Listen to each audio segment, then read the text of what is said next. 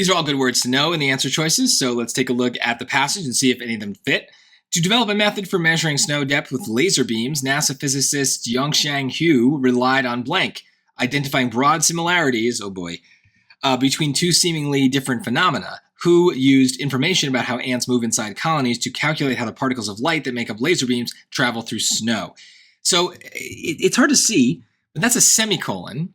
Meaning just we have a new sentence. But the reason we use a semicolon is if, in stylistic reasons, it's supposed to be a related sentence. Here, in the vocab questions, I'm often going to see a colon in these questions where right after the blank or right before the blank, where it's very clear that the colon is meant to show us we are repeating ourselves. So for me, even though it's a semicolon, it still has that same effect. Like they are clearly repeating themselves. So Hugh relied on similarities, something like that, or even identifying broad similarities. So an analogy is a similarity. It just means two things are similar. So she's comparing the ants to the snow, the light in the snow. So it's a perfect fit.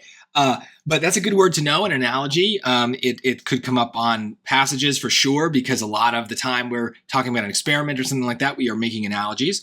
A collaboration, that would be like when people work together. People working together would be a collaboration. An accessory is kind of like an add-on. Think of your phone case. That might be an accessory for your phone.